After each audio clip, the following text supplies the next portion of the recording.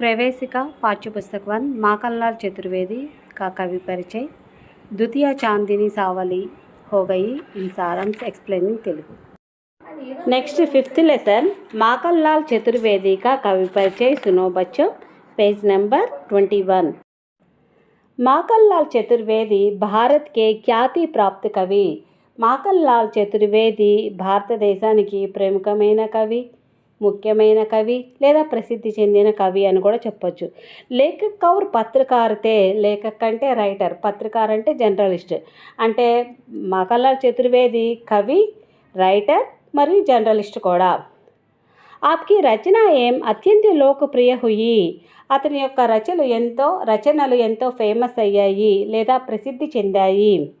आपकी कविता एवं सरल भाषा और ओजपूर्ण भावनाओं से भरपूर है. ओजपूर्ण भावनाओं से भरपूर है. आपकी కవిత ఏం సరళ భాష అంటే అతని కవితలు ఎంతో ఈజీగా అర్థమయ్యేలా ఉంటాయి. ఓజపూర్ణ భావనంసే అంటే శక్తివంతమైన భావనతో, భర్పూర్ హే నిండి ఉంటాయి. శక్తివంతమైన భావంతో నిండి ఉంటాయి అంటే అతని కవితలు ఎంతో ఈజీగా అర్థమయ్యేలా ఉంటాయి, శక్తివంతమైన భావనతో నిండి ఉంటాయి. అంటే ఒక్కొక్కసారి ఒక్కొక్క సాంగ్ విన్నప్పుడు మనకి దేశం మీద ప్రేమ, భక్తి, మన దేశం కోసం మనం ప్రాణాలు కూడా సమర్పించాలి అని సిద్ధపడేలా ఉంటాయి కొన్ని కవిత్వాలు. అటువంటి కవిత్వాలు రాస్తాడు మాఖన్లాల్ చతుర్వేది.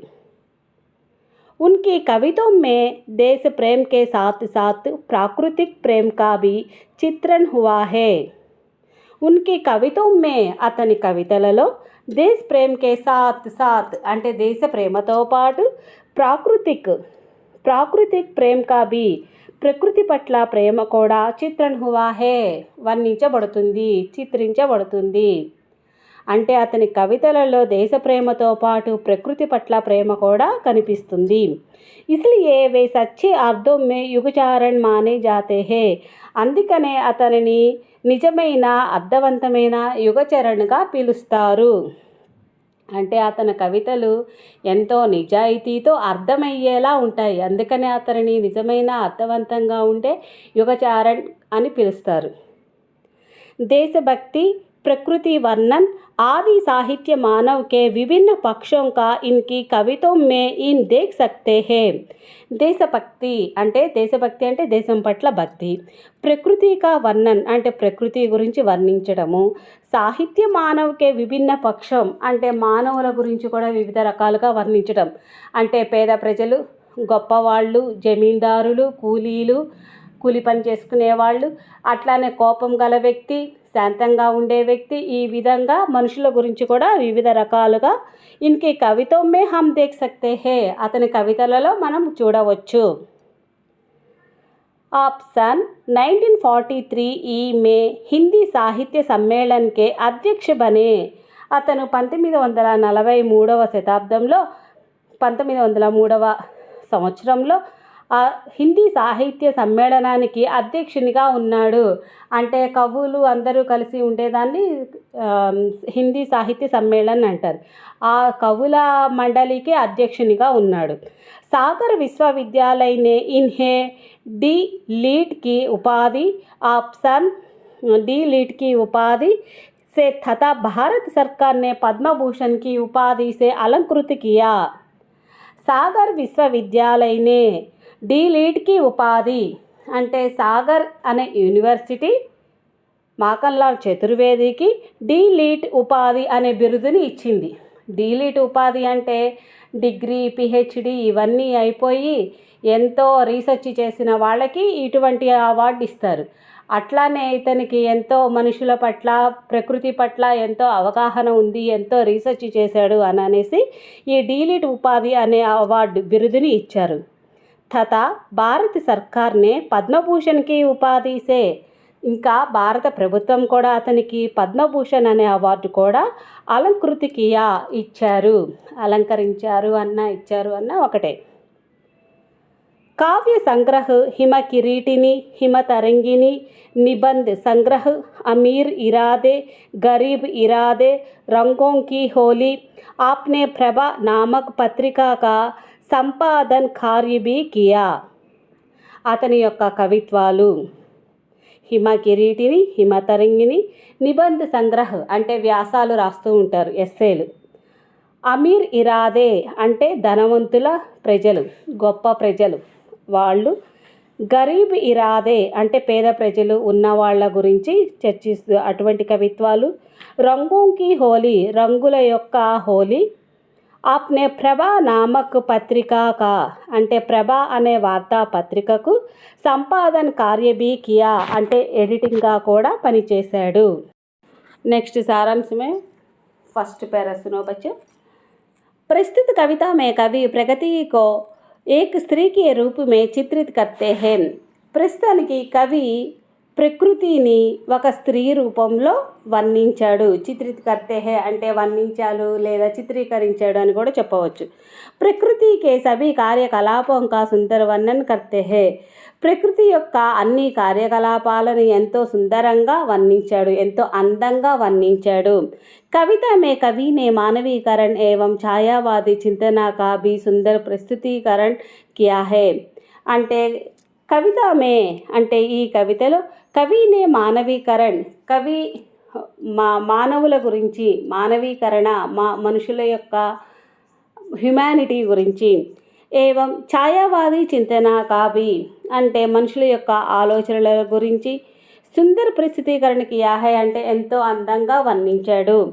సాత్ సాత్ ఇస్ కవితమే అదే సమయంలో కవికి ప్రగతివాది చేతన కాభి ఆవాస్ మిల్తా హే అదే సమయంలో ఈ కవితలలో ప్రగతివాదికి చేతన అంటే కవి యొక్క ఆలోచనలు కూడా మనకి ఇందులో కనబడతాయి.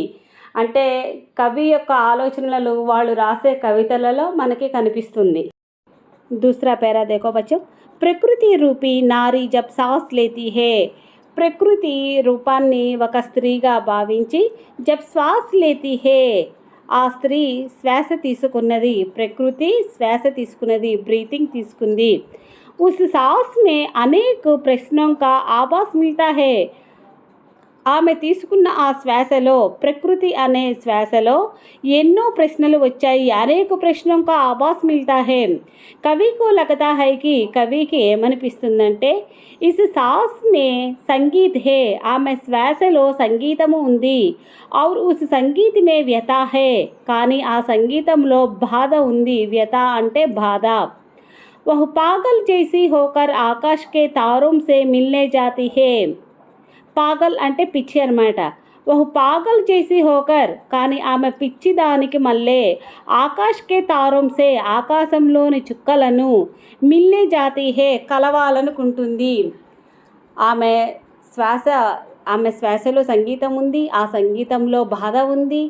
అట్లానే ఆమె ఒక పిచ్చి దానికి మళ్ళీ ఆకాశంలో నక్షత్రాలను కలవాలని చూస్తుంది. చాంద్ కో చూమతి హే ఆమె చందమామకి కిస్ ఇచ్చింది. చూమతి అంటే కిస్ ముద్దు. ఉస్కే చూమనే మాత్రసే దూద్ చేసే ప్రకాశమాన్ చాంద్ ఆమె ముద్దు పెట్టిన వెంటనే ఆ చందమామ పాలలాగా తెల్లగా ప్రకాశిస్తూ ఉన్నది. సావలే రంగుగా హోగయా హే కానీ ఆ చందమామ రంగు మారిపోయింది. ఫస్ట్ ప్రేమతో ముద్దిచ్చింది. చందమామ పాల వల్లే తెల్లగా మెరుస్తూ ఉంది. తర్వాత ఆ చందమామ నల్లగా మారిపోయింది, చీకటిలాగా. ऐसे लगता है कि मनुष्य द्वारा प्रकृति पर किए जाने वाले अत्याचारों से कवि परेशान है ఈ విధంగా చెప్తున్నాడు కవి. మనుష్య ద్వారా ప్రకృతి పర్ కియే జానే వాలే మనుషుల ద్వారా ప్రకృతిని అత్యాచారం సే కవి పరేషాన్ హే అత్యాచారం అంటే దౌర్జన్యాలు, చెట్లు కొట్టివేయటాలు, ఫ్రిడ్జ్లు, కార్లు, పెట్రోలు ఎక్కువగా ఉపయోగించే వాహనాలను ఉపయోగించడం వల్ల వాతావరణ ఎన్విరాన్మెంట్ మొత్తం పొల్యూట్ అవ్వడము. ఈ విధంగా మనుషులు ప్రకృతిని ప్రేమిస్తున్నారు, దానితో పాటే ఎక్కువ కలుషితం పొల్యూట్ కూడా చేస్తున్నారు అని కవి బాధపడుతున్నాడు. కవి పరేషాన్ హే కవి బాధపడుతున్నాడు. ఉన్హే లగతా హై కి మనుష్య ప్రకృతి కా నాశ కర్ రహా హే ఇంకా అతను ఏం చెప్తున్నాడంటే మనుషులు ప్రకృతిని నాశ అంటే నాశనం, ప్రకృతిని మనుషులు నాశనం చేస్తున్నారు. ప్రదూషిత్ కర్ రహా హే పొల్యూట్ కూడా చేస్తున్నారు. ఇస్లియే కహతే హై అందుకనే కవి చెప్తున్నాడు ద్వితీయ చాందిని సావలి హో గయి తెల్లగా ఉండే చందమామ నల్లగా మారిపోయింది అని. Next third para. आगे कवि प्रकृति के विभिन्न कलापों का वर्णन करते हैं। కవి ఇంకా ప్రకృతిని వివిధ కలాపం అని ఇచ్చాడు. వివిధ పనులను గురించి వర్ణిస్తూ చెప్తున్నాడు. ప్రకృతి చేసే పనుల గురించి వర్ణిస్తున్నాడు. और कहते हैं చెప్తున్నాడు. ప్రకృతి రూపీ నారీ के खेल से विभिन्न कार्य संभवित होते हैं. కవి ఏం చెప్తున్నాడంటే ప్రకృతి రూపంలో ఉన్న స్త్రీ, నారీ అంటే స్త్రీ, ప్రకృతి రూపంలో ఉన్న స్త్రీ खेल से అంటే ఆట ఆడుకుంటూ విభిన్న కార్య సంభవిత హోతే హే ఎన్నో కార్యాలు సాధించింది, చేపట్టింది, చేస్తుంది అని కూడా చెప్పవచ్చు. ఆమె ఆట ఆడుకుంటూ ప్రకృతిలో ఎన్నో రకాల పనులు కూడా చేస్తుంది. जब वह खेलते खेलते फूल की मंजरियों से मिली तो कलियां खिल गई. वृक्ष की शाखों को कभी वृक्ष की बाह कहते हैं. जब वह खेलते खेलते फूल की ఆమె ఆట ఆడుకుంటూ ఫూల్కి మంజరియోం అంటే పూల యొక్క మొగ్గలను కలిసి, మంజరియోంసే మిలి అంటే ముందు మొగ్గగా వచ్చి తర్వాత పువ్వుగా మారుతుంది కదా, అట్లా పువ్వు మొగ్గని కలిసి తో కలియా కిల్గయి ఆ మొగ్గలు కిల్గయి అంటే వికసించడం, విచ్చుకోవడం. వృక్షకి శాఖం కా కవి వృక్షకి బాహు కహతే హై. ఇక్కడ పూలు మొగ్గలను కలిసి మొగ్గలు ఎలా విచ్చుకుంటాయో అని చెప్పాడు. తర్వాత వృక్షం గురించి చెప్తున్నాడు. వృక్షకి శాఖం అంటే చెట్టుకి ఉన్న కొమ్మలు, శాఖం అంటే కొమ్మలు, శాఖ అంటే కొమ్మ, ఏకవచన్ బహువచన్, ఏకవచన్ మే శాఖ कहते हैं, बहुवचन में శాఖం कहते हैं. వృక్షకి బాహు कहते हैं. కవి ఏం చెప్తున్నాడు, కవి వృక్షకి బాహు कहते हैं. బాహు అంటే చేతులు, చెట్టు యొక్క కొమ్మలని కవి చేతులుగా భావించాడు, ఆ శాఖలని చేతులుగా భావించాడు చెట్టుకి. ఉన్ శాఖం కా ఛాయా నీచే ఆయి ఆ చెట్టు కొమ్మల యొక్క నీడ, ఛాయా అంటే నీడ, ఆ నీడ కిందకి వచ్చింది, నీచే ఆయి. ఫూలోं को ऊपर మేఘ జైసా ఛా గయి ఆ పూల పైన మేఘాలు కమ్మి వేశాయి. అంటే కొన్ని రోజులకి మొగ్గ పువ్వుగా మారి ఆ పువ్వు కూడా పాడైపోతుంది కదా, ఆ పువ్వుని పాడైపోయినప్పుడు మేఘాలు కమ్మి వేశాయి అని చెప్పాడు కవి. నెక్స్ట్ ఫోర్త్ పేరా. అంటే ఇక్కడ మనకి థర్డ్ పేరాలో ఫస్ట్ మొగ్గ పువ్వు అయింది, ఆ పువ్వు తర్వాత మేఘాన్ని కమ్మి వేసింది, చెట్ల యొక్క నీడ కిందకి వచ్చింది అని చెప్పాడు.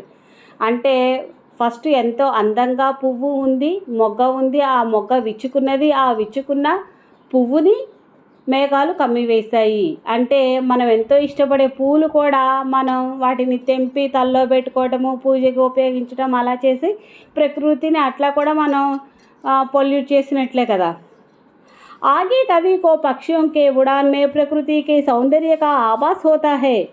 ఇంకా కవి పక్షిयों को उड़ान में పక్షి ఎగిరే దానిలో ప్రకృతికి సౌందర్య का आभास होता है. ప్రకృతి ఎంతో సౌందర్యంగా ఉంటుంది. అంటే పక్షులు ఎగిరేటప్పుడు ఆకాశంలో మనకు అబ్బా పక్షులు చూడు ఎలా ఎగురుతున్నాయో, ఎంత బాగుంది అనుకుంటాం కదా చాలా పక్షులు ఒకటేసారి ఎగిరినప్పుడు. అట్లా కవి ప్రకృతిలో పక్షులు ఎగిరే దాని గురించి కూడా చెప్తున్నాడు. चिड़ियों का झुंड आकाश में वृत्ताकार में एक दूसरे से होड़ करती हुई जाती है और प्रकृति नारी के शीश पर छा जाती है. చిడియా కా జుండ్ అంటే పక్షుల గుంపు, చిడియా అంటే పక్షులు, జుండ్ అంటే గుంపు, పక్షుల గుంపు. జబ్ ఆకాశంలో వృత్తాకారమే రౌండ్గా సర్కిల్లో ఏక్ దూసరే సే హోడ్ కర్తీ హే అంటే పక్షులు ఒకటేసారి ఆకాశంలో ఎగురుతున్నప్పుడు అవి ఒక లైన్లో వృత్తాకారంలో ఎగురుతున్నట్లుగా ఉంటుంది. అవి ఒకదాని మీద ఒకటి పోటీ పడుతూ ఏక్ దూసరే సే హోడ్ కర్తీ హుయి అంటే ఒకదాని మీద ఒకటి పోటీతో నేను ముందు వెళ్ళాలి అంటే నేను ముందు వెళ్ళాలి అని స్పీడ్గా వెళ్తూ ఉంటాయి. జాతీ హే और ప్రకృతి నారీకే శీష్ పర్ ఛా జాతీ హే. అది ఆ పక్షులు ఎగురుతున్నప్పుడు ఆ పక్షుల పైన తలపైన ప్రకృతిని కప్పివేసినట్లుగా ఉంటుంది. అంటే అంత అందంగా మనకు అనిపించిద్ది ఆ పక్షులు ఎగిరేటప్పుడు. तब कवि को लगता है అప్పుడు కవికి ఏమనిపిస్తుందంటే ప్రకృతి నారీ अपने आप को भूलकर पक्षियों में घुल मिल गई. ప్రకృతి కూడా తనని తాను మర్చిపోయి ఆ పక్షులు ఎగిరే దాంట్లో ప్రకృతి కూడా కలిసిపోతుంది. యహ కవి కహతే హైకి ఇంకా కవి ఏం చెప్తున్నాడంటే ఇక్కడ ప్రకృతి నారీ కే లియే, ప్రకృతి స్త్రీ కోసము अपना एक रूप नहीं जहाँ भी जाती है. ప్రకృతిని మనం స్త్రీగా భావించాము. ఆ ప్రకృతి ఎక్కడికి వెళ్ళినా జహా భీ జాతీ హే వహాకి రూప్ ధారణ కర్ లేతీ హే, ఎక్కడికి వెళితే అక్కడ ప్రకృతి తనకి తగ్గట్లుగా రూపాన్ని మార్చుకుంటూ ఉంటుందంట. ప్రకృతి కహీ మధుర రస్ కే రూప్ మే రహతీ హే, ప్రకృతి ఒక్కోసారి మధుర రస రూపంలో కూడా ఉంటుంది. అంటే మనం ఒక్కోసారి తీపి పదార్థం ఏదైనా తిన్నామనుకో, అది టేస్ట్ చాలా బాగుంది అనుకో, అబ్బా ఎంత బాగుంది అని ఆ టేస్ట్కి తగ్గట్టు ప్రకృతి కూడా చాలా అందంగా ఉందనుకో, ఆ ప్రకృతిని ఆహ్లాదిస్తూ మనం టేస్ట్ చేస్తాం. అంటే ప్రకృతి ఒక్కోసారి ఇట్లా తీపి రూపంలో కూడా ఉంటుంది. కహీ సుందర్ నందిత వందిత ఔర్ హవా బన్కర్ రహతీ హై, ఒక్కొక్కసారి సుఖంలోను దుఃఖంలోనూ కూడా ప్రకృతి ఉంటుంది. అర్ధాంత్ కభీ మస్త్ రహతీ హై, ఒక్కొక్కసారి ఎంతో ఆనందంగా ఉంటుంది ప్రకృతి. కభీ పూజనీయ బన్కర్ రహతీ హై, ఒక్కొక్కసారి ఎంతో పూజనీయమైనదిగా ఉంటుంది. అంటే మనము ప్రకృతికి నమస్కారం చేసేలా అంత అందంగా అనిపిస్తుంది. కభీ హవాకి తరహ్ సాంత్వనా దేనే వాలీ బన్కర్ రహతీ హై, ఒక్కొక్కసారి హవాకి తరహ్ అంటే గాలిలాగా సాంత్వన దేనేవాలి బన్కర్ అంటే ఓదార్పు. సాంత్వన అంటే ఏంటి? ఓదార్పు.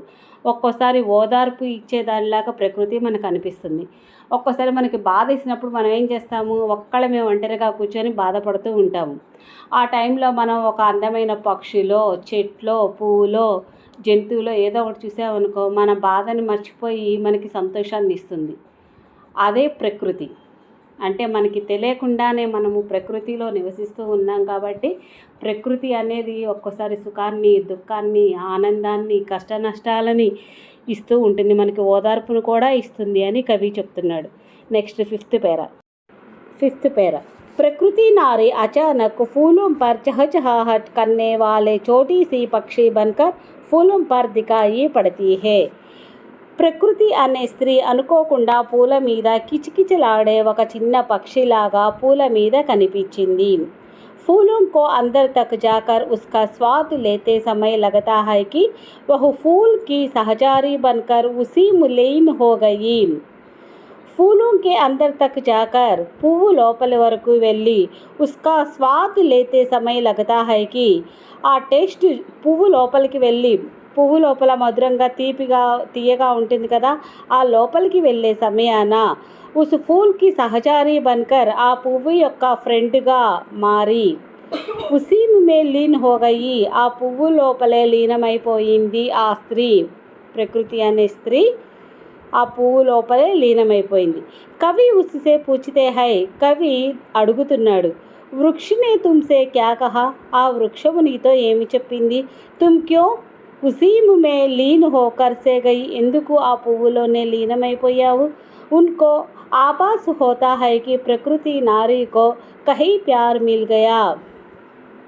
కవి ఏమని భావిస్తున్నాడనంటే ప్రకృతి అనే స్త్రీకి ఏదో ప్యార్ మిల్ గయి, ఏదో ప్రేమ దక్కినది, ఆ పువ్వు లోపల ఏదో ప్రేమ దక్కినది, అందుకనే ఇస్లియే అన్య కార్య భూల్కర్ వహీ రహి గయి, అన్ని పనులు మర్చిపోయి ప్రకృతి ఆ పువ్వు లోపలే అంతమైంది.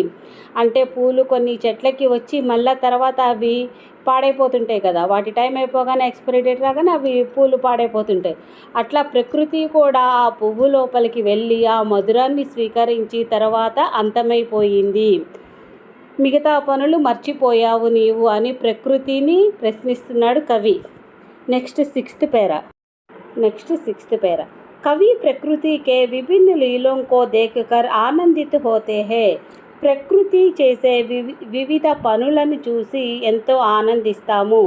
ఉన్హే ప్రకృతి మే కృష్ణకి బాంసురి సునాయి పడతీ హే, ప్రకృతిలోనే కృష్ణకి బాంసురి అంటే కృష్ణుని చేతిలో ఉండే మురళి, వేణువు మురళి పీకని వేణువు అనొచ్చు, మురళి అనొచ్చు.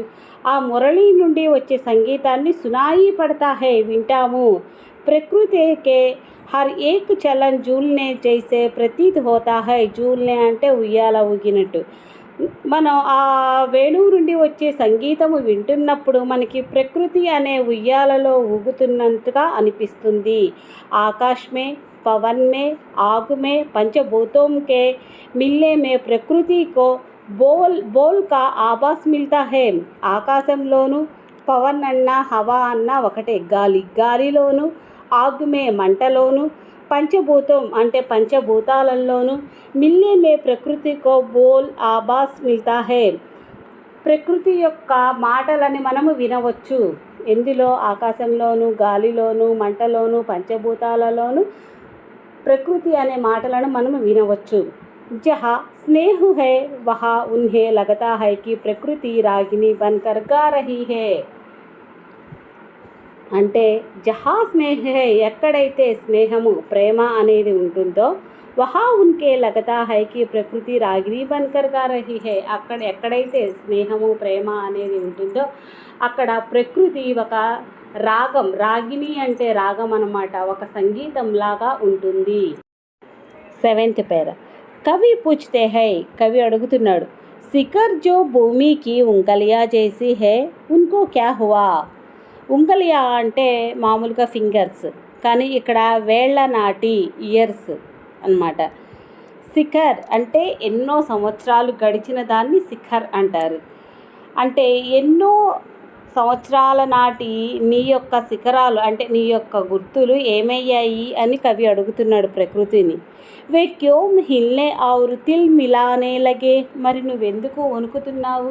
ప్రకృతిని నాశనం చేస్తే మనము ఏమవుతుంది? భూకంపాలు ఇటువంటివి మొదలవుతుంటాయి. అట్లానే నువ్వెందుకు వణుకుతున్నావు అని అడుగుతున్నాడు. అంటే తిల్ మిలానే అంటే వణకడం. ఇన్కి సాస్ మే క్యోం ప్రతీక్షా యా ఇచ్చా కా ఆభాస్ లగతా హై. నీ శ్వాసలో, ఈ ప్రకృతి అనే శ్వాసలో ప్రతీక్ష అంటే వెయిటింగ్ అన్నమాట, ఇచ్చ అంటే కోరిక, నీ యొక్క కోరిక ఇంకా ఏముంది? పరేషాన్ మే రహనే వాలే లోగోం కి ప్యాస్ క్యోం దూర్ చలి గయి. అంటే ప్యాస్ అంటే దాహం, ఆకాంక్ష అంటే ఇంకా నీకు ఏమి చేయాలని కోరిక ఉంది, నువ్వెందుకు దూరంగా ఉండిపోయావు? अर्थात कवि को लगता है कि मानव के लालच के कारण प्रकृति की व्यवस्थों में बाधा हो रही है. కవికి మానవులు చేసే ఆ అత్యాస, లాలచ్ అంటే దురాశ లేదా అత్యాస అని కూడా చెప్పొచ్చు. మానవులు చేసే ఈ అత్యాస కారణంగా ప్రకృతి మొత్తము కూడా అవ్యవస్థం అంటే అతలాకుతలం అయిపోయింది. బాధ హో రహీ హై, చాలా బాధ వేస్తుంది. मनुष्य की सांस में अनेक वस्तुएं पाने की लालच हो गई है. మనుషుల శ్వాసలో ఎన్నో విపరీతమైన కోరికలు, ఎన్నో దురాశలు ఉన్నాయి. బైక్ కొంటాం, బైక్ కొన్న తర్వాత కారు కొనాలి, కారు కొన్న తర్వాత పెద్ద బిల్డింగ్ ఉండాలి, పెద్ద బిల్డింగ్ ఉన్న తర్వాత పెద్ద బంగ్లానే ఉండాలి. ఇట్లా మనుషులకి అతి ఆశ ఎక్కువ అవ్వటంతో వాళ్ళ కోరికలను తీర్చుకోవడానికి ప్రకృతిని నాశనం చేస్తున్నారు అని కవి ఉద్దేశం. అతః ఉన్కే సాస్ మే సదా లాలచ్ కా సుర్ ఆనే లగా. అంటే ఇంకా మనుషులు తీసుకునే ఆ శ్వాసలో ఎప్పటికీ ఎల్లప్పుడూ కూడా ఒకటే దురాశ, డబ్బు సంపాదించాలి అనే శబ్దము మాత్రమే వినిపిస్తుంది. ఇసీ కారణ్ సే జో లోగ్ త్రస్త్ హై, త్రస్త్ అంటే బాధలు, ఈ కారణంతో ఎన్నో బాధలు పడుతున్నారు. ఇంకా సంపాదించాలి అనే ఈ బాధతో, ఈ దురాశతో ఎన్నో బాధలు పడుతున్నారు. उन्हें आगे जाकर कुछ कर दिखाने या प्राप्त करने की इच्छा या प्यास नहीं है. మళ్ళీ ఇంకొక రకంగా కూడా చెప్తున్నాడు. కానీ ఎంతోమంది కష్టాలలో ఉన్నవాళ్ళు అంతే కష్టపడుతూ ఉండకుండా ఏదో ఒక ప్రయత్నం చేస్తూ వెళ్ళాలి. इच्छा या प्यास नहीं है. यहाँ कवि लालच में पड़कर प्रकृति के प्रति अन्याय करने वाले लोगों को चित्रण एक तरफ करते हैं. ప్రకృతి గురించి ఒకవైపు మానవులు చేసే దౌర్జన్యాల గురించి చెప్తున్నాడు. మానవులు చేసే దురాఘాతాలు అంటే ఏంటి? చెట్లను నరికివేయటం, ఈ ఎన్నెన్నో మన ప్రకృతిని నాశనం చేస్తూ ఉంటాము. అట్లా ఒక పక్కన మానవులు ప్రకృతిని నాశనం చేసే దాని గురించి చెప్తూ, ఇంకొక పక్కన లోగోं का చిత్రణ ఏక తరఫ్ కర్తే హే, కష్టాలలో ఉన్న ప్రజలు వాళ్ళని గట్టెక్కించే విధంగా వాళ్ళని మోటివేషన్ చేస్తున్నట్టుగా, दूसरी तरफ तस्त्र लोगों निराशा होकर पीछे रह जाने का చిత్రణ करते हैं. ఒకవైపు ప్రకృతి గురించి చెప్తూ ఇంకొక వైపు ప్రజలకి మోటివేషన్ చేస్తున్నట్టుగా చెప్తున్నాడు. अंत में कवि सबको प्रोत्साहित करते हैं. మొత్తానికి చివరగా కవి ప్రోత్సహిస్తూ చెప్తున్నాడు. कहते हैं खिले हुए फूलों से भरी सिकों से अमृत लो और इनको नागदीश, प्रकृति के ईश्वर पर चढ़ाओ, जल्दी इनको चुन लो, आनंद करो, समर्पित करो, सब लोग हाथ से हाथ मिलाकर माथे पर माथे मिलाकर चलो, प्रकृति की रक्षा करें. చివరిగా కవి అందరినీ ప్రోత్సహిస్తూ ఎంకరేజ్ చేస్తూ చెప్తున్నాడనమాట. खिले हुए फूलों से भरी శాఖాం సే అమృతులో, విచ్చుకున్న పూల నుండి అమృతాన్ని సేకరించి ఇంకో నాగదీశ అంటే పూజకి సమర్పించండి, ప్రకృతి ఈశ్వర్ పర్ చడావో ఇంకా దేవుడికి పెట్టండి అని చెప్తున్నాడు. జల్దీ ఇన్కో చున్లో, ఆనంద్ కరో త్వరగా తీసుకోండి, ఆనందాన్ని పొందండి, సమర్పిత్ కరో సమర్పించండి, సబ్ లోగ్ హాత్ సే హాత్ మిలాకర్ అందరూ చేతిలో చెయ్యి వేసి కలిసి, మాతే పర్ మాత్ మిలాకర్ అంటే తలలు కలిసి అందరూ కలిసి ప్రకృతిని రక్షించండి, ప్రకృతికో రక్షా కరే. ఓకే స్టూడెంట్స్, ఇది 5th లెసన్ అమ్మ పాఠ్యపుస్తక్ 1లో. పాఠ్యపుస్తక్ 1 సారాంశం చాలా చాలా పెద్దగా ఉంది. మీరు ఈ సారాంశం నేర్చుకోవాల్సిన అవసరం లేదు, కానీ సారాంశం తెలిస్తేనే, మీకు మీనింగ్ తెలిస్తేనే సప్రసంగి వ్యాఖ్య కానీ క్వశ్చన్ అండ్ ఆన్సర్స్ కానీ చేయగలరు. కాబట్టి సారాంశం విని మీరు సప్రసంగి వ్యాఖ్య క్వశ్చన్ అండ్ ఆన్సర్స్ బాగా నేర్చుకొని ఎగ్జామ్లో రాయండి. కానీ ఖచ్చితంగా సప్రసంగి వ్యాఖ్య క్వశ్చన్ అండ్ ఆన్సర్స్ మాత్రం ఈ లెసన్ నుండి ఎగ్జామ్కి వస్తాయి. Okay students, DBHP exam syllabus మాత్రమే కాకుండా CBSE లేదా స్టేట్ సిలబస్ హిందీ ఆన్లైన్ క్లాసులు ఎవరికైనా కావాలి అని అంటే మా ఫోన్ నెంబర్ని సంప్రదించండి. 8897034669.